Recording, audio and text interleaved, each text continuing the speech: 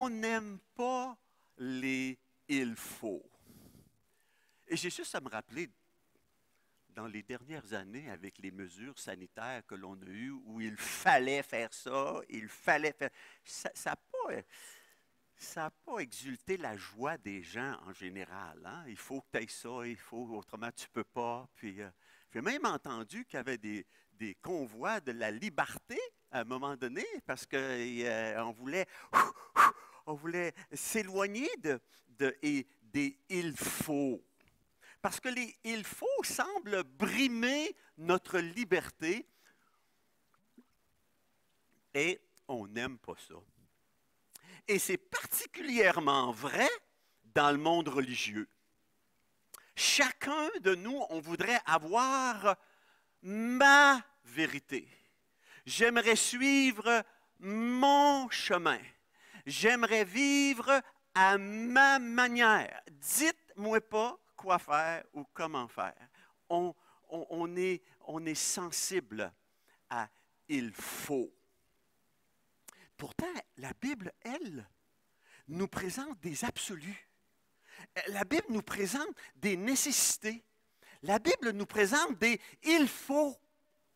Et ce matin, on va en découvrir 3 il faut dans Jean chapitre 3. Je regarde mon frère Noël. Merci Noël pour la semaine dernière avec Nicodème, Jean chapitre 3, où Jésus lui en a dit un de ces 3. Il en a dit 2 finalement de ces il faut-là. Dieu nous donne des nécessités. Et ces nécessités-là, Dieu nous demande qu'on y réponde. Il demande qu'on y réagisse dans l'affirmative. Et lorsque Dieu place des exigences dans nos vies, c'est-tu pour nous écraser? Non. C'est souvent pour nous protéger, pour notre bien et pour sa gloire. Puis, en découvrant ces 3 nécessités ce matin, on va découvrir non seulement leur raison d'être, mais la bonne chose que ça produit dans nos vies, les bénéfices dans nos vies. Les 3 il faut sont ceux-ci. Jean 3,7, Jésus dit, il faut que vous naissiez de nouveau. Dans Jean 3,14, Jésus dit, il faut de même que le Fils de l'homme soit élevé. Et au verset 30 du même chapitre, il faut qu'il croisse et que je diminue. Seigneur Dieu, ce matin, on va se présenter devant toi, puis merci encore. Merci encore pour ta parole. Merci encore pour ta parole. On a vu ce matin à l'école du dimanche qui agit dans celui qui croit. Alors Seigneur, donne-nous de faire confiance aujourd'hui dans ces « il faut » que tu nous présentes. Afin, Seigneur, que ta gloire soit manifestée dans nos vies, afin que notre vie soit un reflet de toi, qu'elle soit abondante, joyeuse, sainte. Ô Seigneur, ouvre ma bouche, remplis-la de tes paroles, de ta volonté, puisque je te prie au nom de Jésus pour sa gloire. Amen. 3 nécessités. On est en marche. Est-ce que...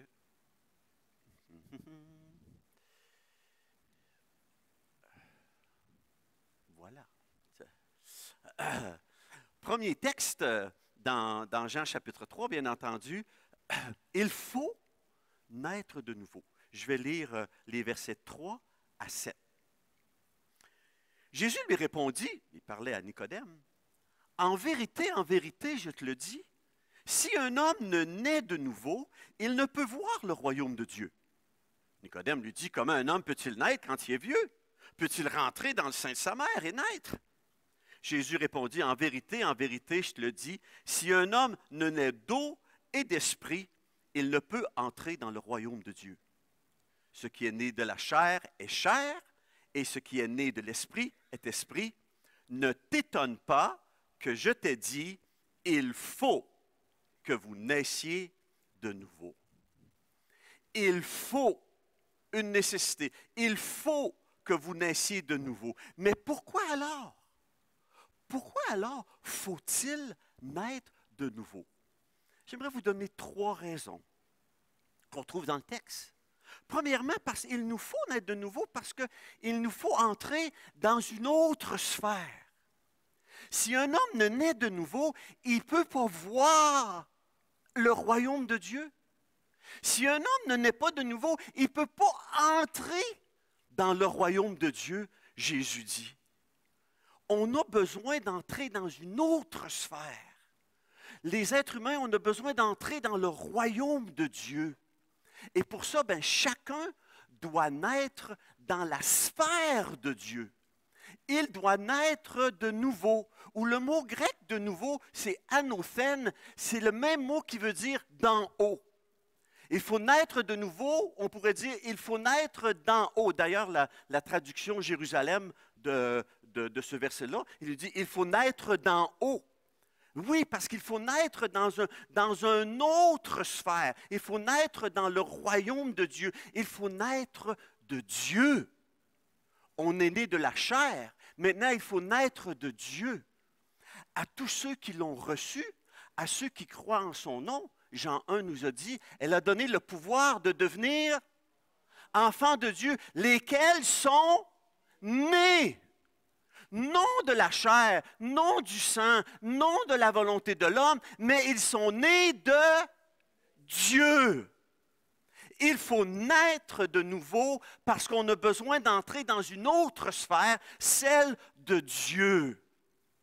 Le verset 31 va nous dire, celui qui vient d'en haut est au-dessus de tous.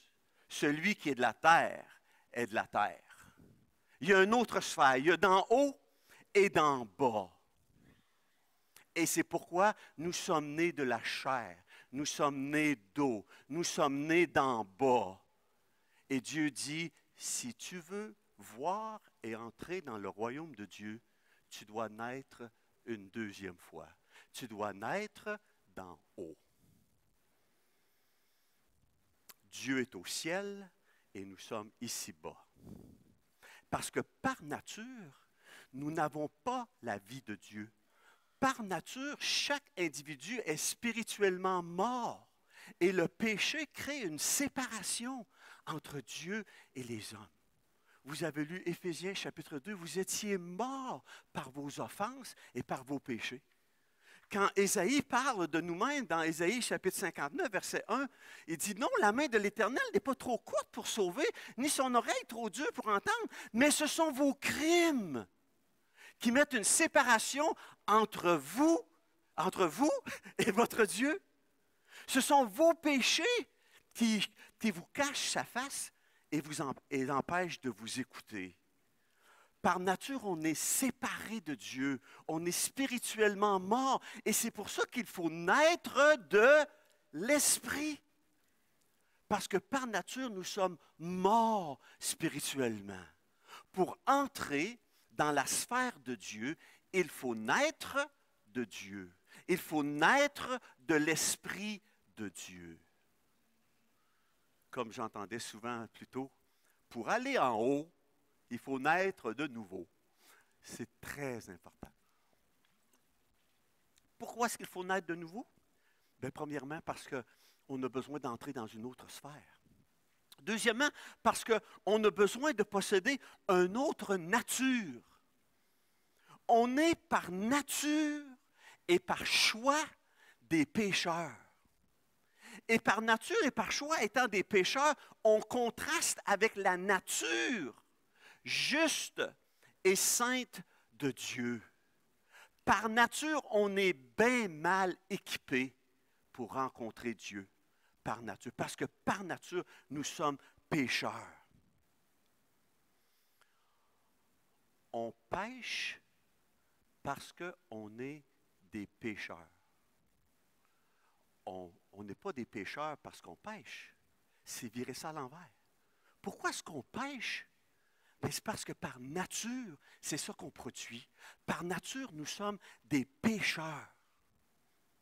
Et le texte dans Jérémie, il nous parle d'un Éthiopien. Il dit, dans Jérémie au chapitre 13, verset 23, il dit, un Éthiopien peut-il changer sa couleur? Sa peau plutôt, sa couleur de peau, j'imagine. Sa peau. Et un léopard ses taches. De même, pourriez-vous faire le bien vous qui êtes accoutumés à faire le mal. Comme un Éthiopien ne peut pas changer la couleur de sa peau, ni un léopard les taches qu'il a, ben, on ne peut pas ne pas pécher, parce que c'est dans notre nature. Alors on a besoin d'une nature différente. On a besoin de la nature de Dieu. Et même si on était très religieux, même si on faisait de notre mieux tout le temps, tout le temps, tout le temps, on ne pourrait pas avoir la capacité de naître d'en haut. On n'a pas la nature qu'il faut.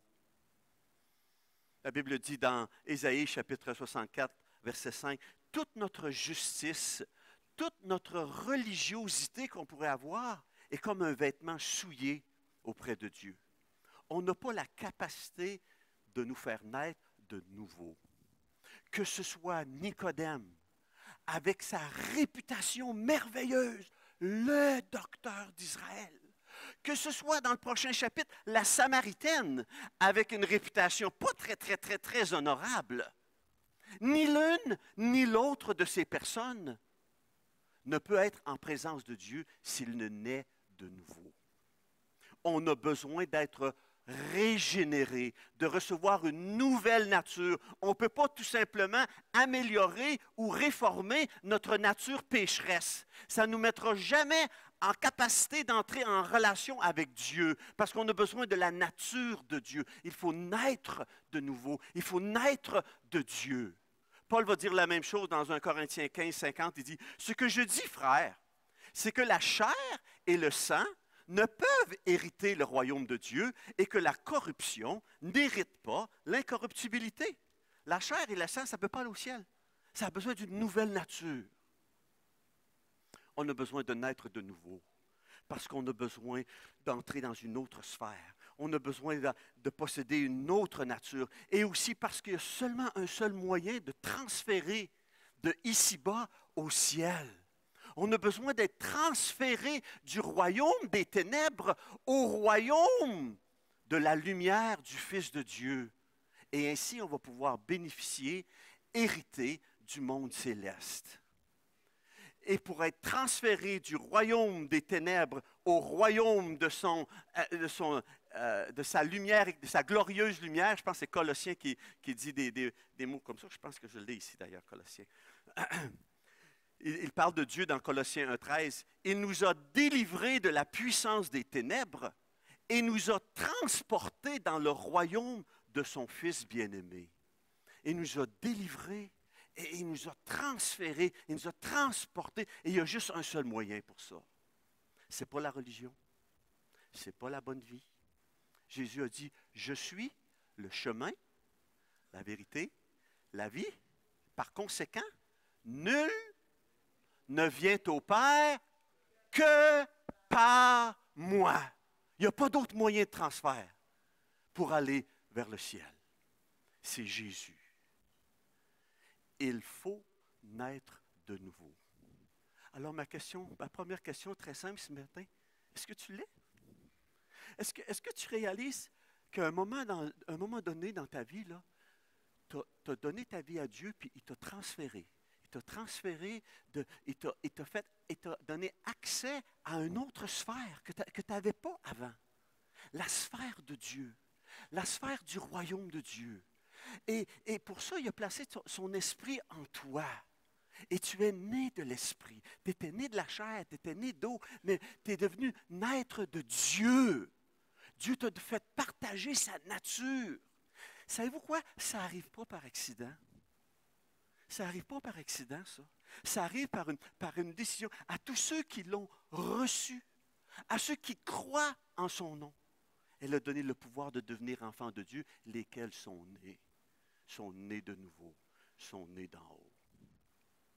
Première nécessité, soyons-en convaincus pour chacun, pour nous-mêmes, oui, pour ceux qui nous entourent. Pour aller en haut, il faut naître de nouveau. Deuxième, il faut que l'on trouve dans Jean chapitre 3. Jésus dit, il faut que le Fils soit élevé. Je vais lire une autre portion de Jean 3. Jean 3, 13 à 19. Personne n'est monté au ciel, si ce n'est celui qui est descendu du ciel, le Fils de l'homme qui est dans le ciel. Et comme Moïse éleva le serpent dans le désert, il faut de même que le Fils de l'homme soit élevé, afin que quiconque croit en lui ait la vie éternelle. Car Dieu a tant aimé le monde, qu'il a donné son Fils unique, afin que quiconque croit en lui ne périsse point, mais qu'il ait la vie éternelle. Dieu, en effet, n'a pas envoyé son Fils dans le monde pour qu'il juge le monde, mais pour que le monde soit sauvé par lui. Celui qui croit en lui n'est point jugé, mais celui qui ne croit pas est déjà jugé parce qu'il n'a pas cru au nom du Fils unique de Dieu. Et ce jugement, c'est que la lumière étant venue dans le monde, les hommes ont préféré les ténèbres à la lumière parce que leurs œuvres étaient mauvaises. Deuxième, il faut. Jésus a dit, il faut que le Fils de l'homme soit élevé. Pourquoi? Pourquoi est-ce qu'il faut que le Fils de l'homme soit élevé? Il nous explique. Parce que Dieu a tant aimé le monde. Dieu m'a tant aimé. C'est pour ça qu'il fallait que Jésus soit élevé entre le ciel et la terre sur la croix. La croix est le symbole le plus merveilleux de l'amour de Dieu pour nous. C'est en regardant à la croix, c'est en considérant la croix que je peux vraiment commencer à saisir l'amour de Dieu, la grandeur de l'amour de Dieu. Une petite fille demandait à ses parents, « Comment est-ce que Dieu m'aime? Est-ce qu'il m'aime comme ça? Est-ce qu'il m'aime comme ça? » Et les parents ils ont dit, « Tu sais, Jésus, il t'aime comme ça. Il est mort sur la croix parce qu'il t'aime. Car Dieu a tant aimé le monde qu'il a donné son Fils. Lui, juste, pour nous, des injustes, pour nous amener à Dieu.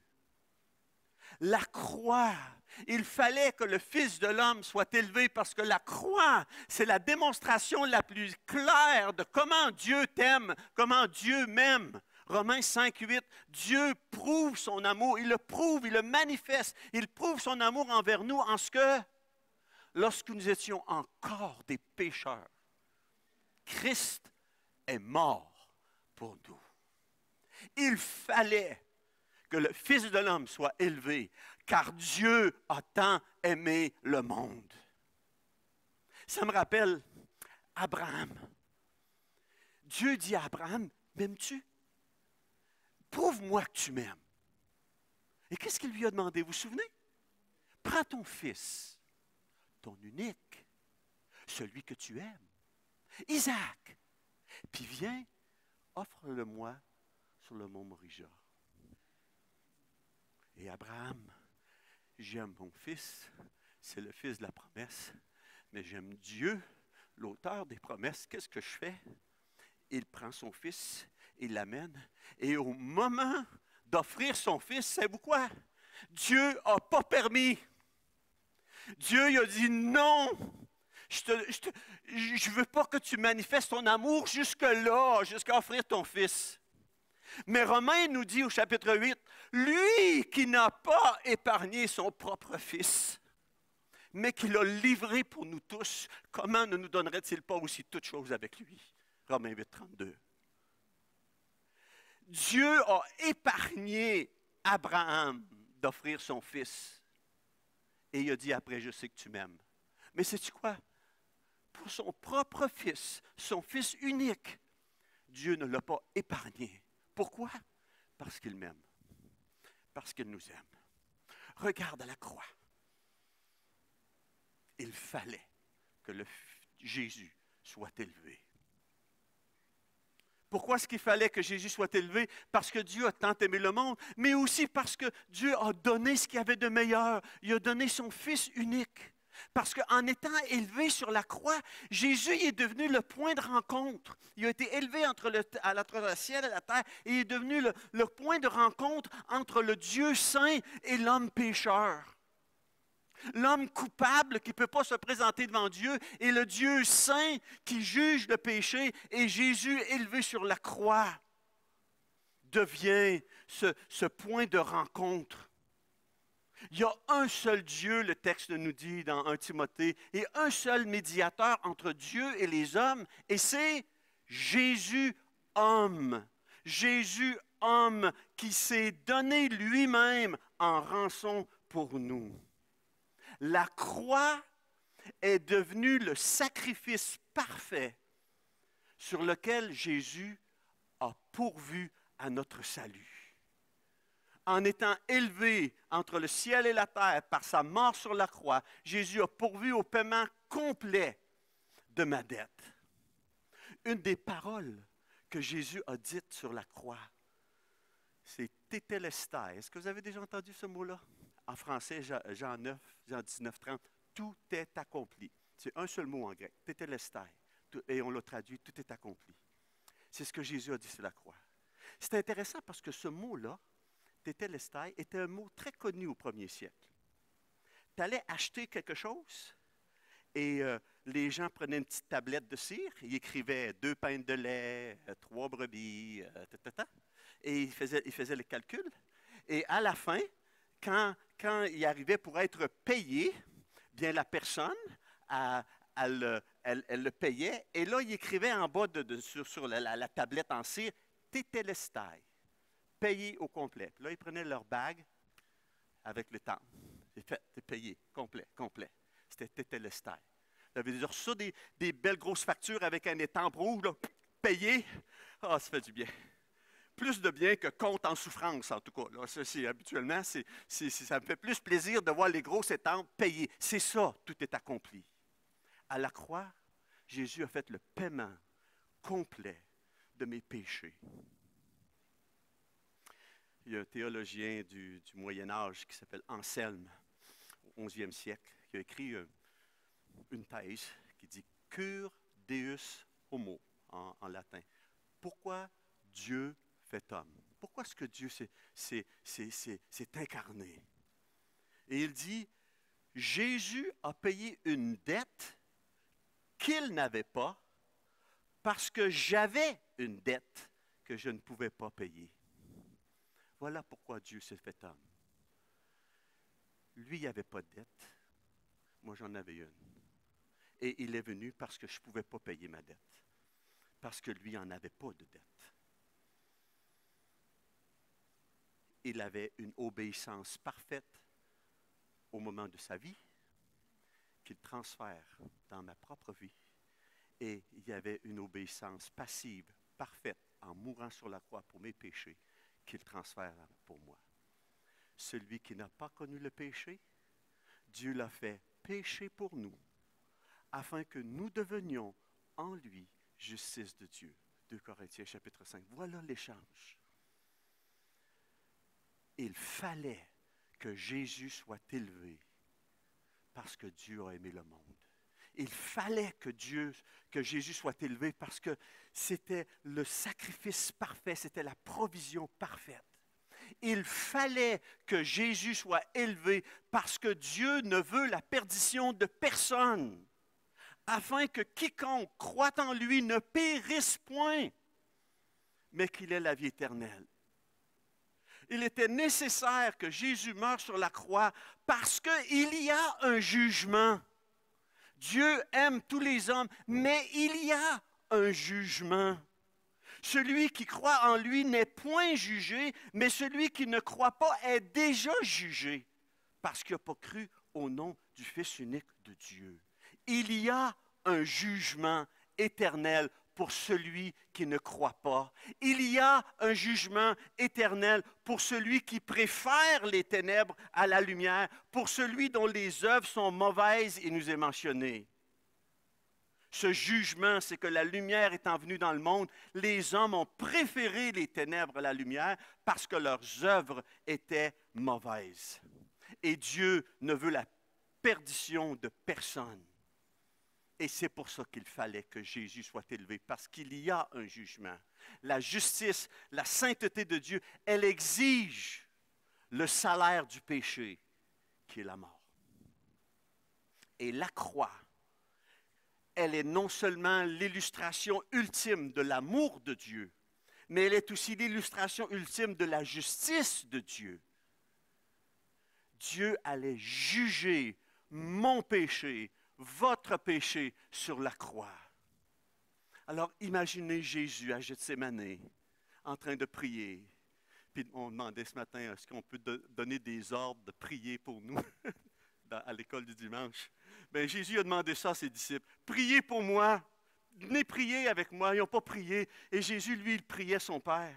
Et qu'est-ce qu'il disait? Père, s'il est possible que cette coupe s'éloigne de moi, est-ce que c'est possible? Éloigne-les. Et le Père a dû répondre dans son cœur, non, mon homme. Oh, mon homme. Mon fils unique bien-aimé en qui j'ai mis toute mon affection. Non. Et Jésus de dire que ta volonté soit faite et non la mienne. Il fallait que le Fils de l'homme soit élevé afin de payer le paiement de mes péchés, afin que personne ne soit perdu. Tout homme qui se tourne, toute femme qui se tourne vers Jésus pour le pardon de ses péchés, reçoit en son nom le pardon des péchés. Jean chapitre 3, le dernier verset dit, « Celui qui croit au Fils a la vie éternelle. Celui qui ne croit pas au Fils ne verra point la vie, mais la colère de Dieu demeure sur lui. » Elle existe, la colère de Dieu. Ce n'est pas le premier sentiment de Dieu envers les hommes. Dieu a tant aimé le monde qu'il a donné son Fils. Mais celui qui ne croit pas, c'est intéressant dans ce verset-là, verset 36, il y a toujours en grec le mot croire. Mais ici, il dit celui qui ne croit pas, apeitho, c'est un autre mot. Ça veut dire celui qui refuse, celui qui rejette, celui qui rejette le Fils, qui désobéit, qui ne se laisse pas persuader. C'est ces mots-là. Celui qui n'en veut pas, celui qui le repousse, celui qui désobéit, celui qui ne croit pas. Il est déjà jugé. La colère de Dieu demeure sur lui.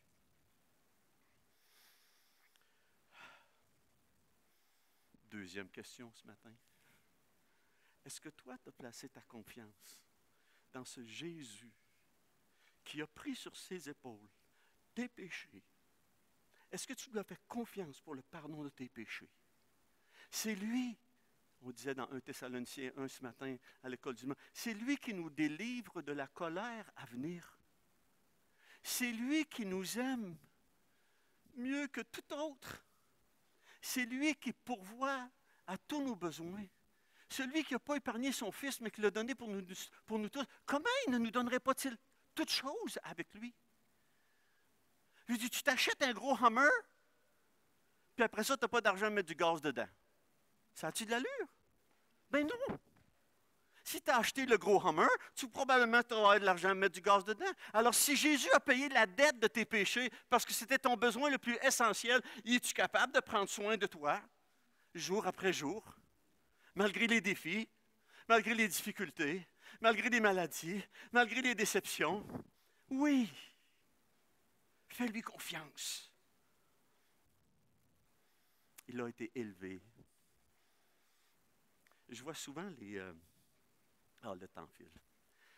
Je vois souvent dans le monde de la santé un symbole, un poteau avec un serpent dessus, là, dans les ambulanciers. Ça fait longtemps que ce symbole-là existe. On le voit de moins en moins. Mais vous savez qu'originellement, c'était le symbole de Jean chapitre 3. Il faut que le Fils de l'homme soit là. C'est le symbole de Nombre chapitre 21, quand les enfants d'Israël étaient mordus et ils devaient mourir. Ils devaient regarder au serpent et vivre. Et Jésus dit la même chose. Dans ta vie, non seulement pour le salut, mais jour après jour, si tu es mordu par le péché ou par n'importe quoi dans ta vie, regarde à Jésus et vis. Et vis. Il fallait que le Fils de l'homme soit élevé. Troisième nécessité, je vais lire à partir du verset 22. Après cela, Jésus, accompagné de ses disciples, se rendit dans la terre de Judée, et là, il demeurait avec eux et il baptisait. Jean aussi baptisait à Hénon, près de Salim, parce qu'il y avait beaucoup d'eau. Et on y venait pour être baptisé, car Jean n'avait pas encore été mis en prison. Or, il s'éleva de la part des disciples de Jean une dispute avec un Juif touchant la purification. Ils vinrent trouver Jean et lui dirent, « Rabbi, celui qui était avec toi au-delà du Jourdain et à qui tu as rendu témoignage, voici, il baptise, et puis tous vont à lui. » Jean répondit, « Un homme ne peut recevoir que ce qui lui a été donné du ciel. Vous-même m'êtes témoin que j'ai dit, je ne suis pas le Christ, mais j'ai été envoyé devant lui. Celui à qui appartient l'épouse, c'est l'époux.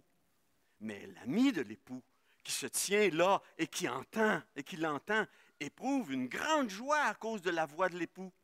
Aussi cette joie qui est la mienne est parfaite. Il faut qu'il croisse et que je diminue. Celui qui vient d'en haut est au-dessus de tous. Celui qui est de la terre, et il parle comme étant de la terre. Celui qui vient du ciel est au-dessus de tous. Oups. Et celui qui vient du ciel, il est au-dessus de tous. Troisième nécessité, il faut qu'il croisse et que je diminue. Pourquoi? D'une part, parce que chacun d'entre nous, on a un rôle à jouer. Dans ce texte-là, Jean-Baptiste, il baptisait, il invitait les gens à venir à croire au Messie, et il baptisait sur le bord du Jourdain à Hénon, il y avait beaucoup d'eau là.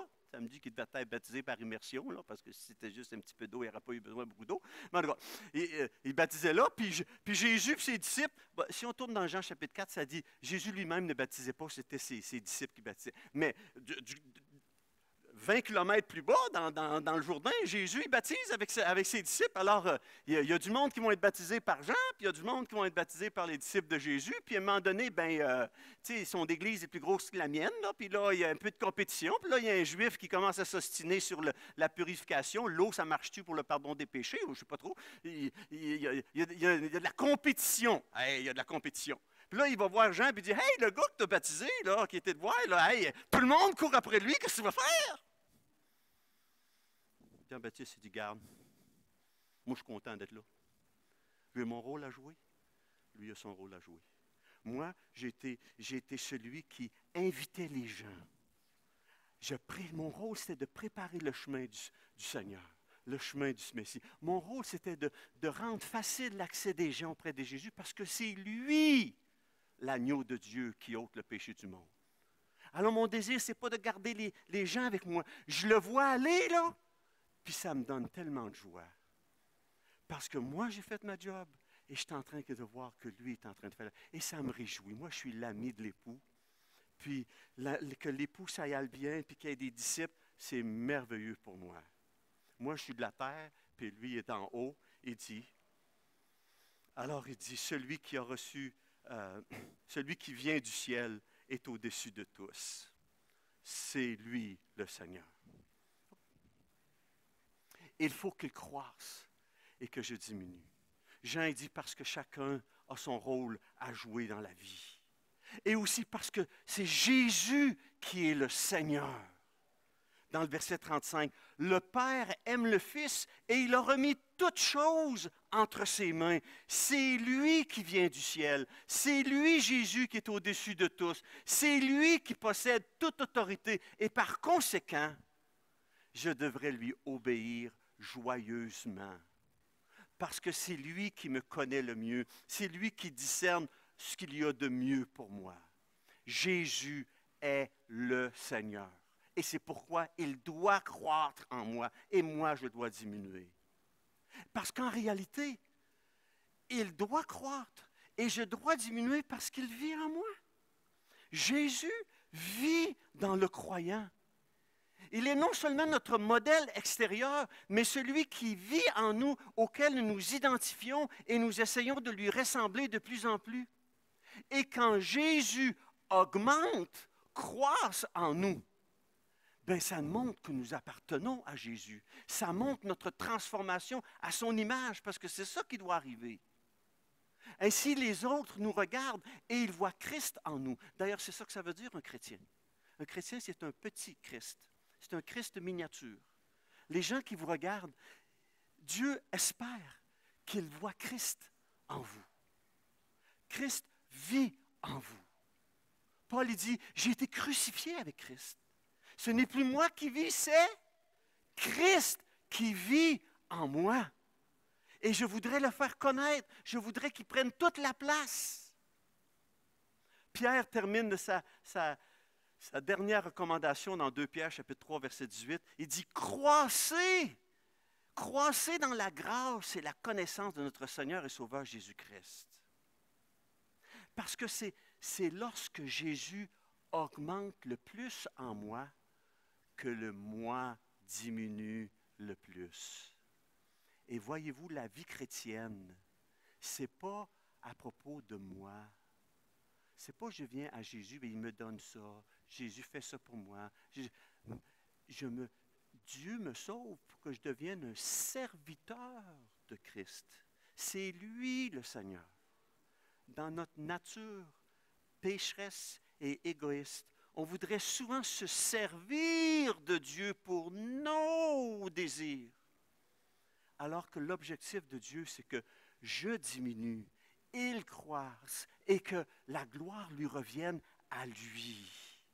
La vie chrétienne, c'est à propos de Jésus, c'est à propos de son royaume, c'est à propos de sa gloire. C'est centré sur Jésus et pas sur moi.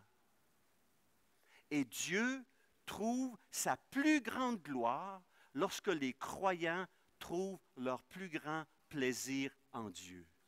Le plus que vous allez jouir de Dieu, trouver votre plaisir en Dieu, le plus Dieu va être glorifié. Ça, c'est John Piper qui écrit ça. Le John Piper qui écrit « Prendre plaisir en Dieu ». Il a écrit plusieurs livres, c'est un auteur formidable. « Prendre plaisir en lui ». Prendre plaisir. Dieu va trouver sa gloire quand il est le sujet de ma joie. On a vu ce matin 3 nécessités pour le croyant. Est-ce que j'ai cette conviction-là de leur nécessité dans ma vie? Il faut naître de nouveau parce qu'en moi-même, je ne suis pas capable d'aller au ciel, je n'ai pas ce qu'il faut. C'est la condition essentielle pour le salut, naître de nouveau. Il faut que Jésus soit élevé sur la croix parce que j'ai besoin d'un sauveur, puis c'est l'unique moyen pour mon salut. Il faut que lui croisse et que moi je diminue parce que c'est Jésus qui est le Seigneur et c'est Jésus qui est l'ultime raison pour moi de vivre. Et ma prière ce matin pour ma propre vie comme pour la vôtre, c'est qu'on puisse être engagé à célébrer notre fierté d'être nés de Dieu, d'être des enfants de Dieu, de pouvoir nous engager à compter sur sa provision jour après jour dans tous nos besoins, dans tous nos défis. Et aussi de s'engager à lui donner la place du roi dans ma vie, pour faire sa volonté, pour lui donner gloire et pour que sa vie se manifeste à travers la nôtre. La table du Seigneur ce matin est une illustration encore de ces 3 « il faut ». Il me rappelle que j'ai besoin de lui. Il faut naître de nouveau. Il me rappelle qu'il a pourvu à mon salut à travers son corps, à travers son sang. Et il me rappelle qu'il est avec nous tous les jours jusqu'à la fin du monde et qu'il doit être au centre de ma vie. Pendant que je m'approche pour prendre la table du Seigneur avec vous, j'inviterai mon frère à tourner au 104, Rédempteur adorable.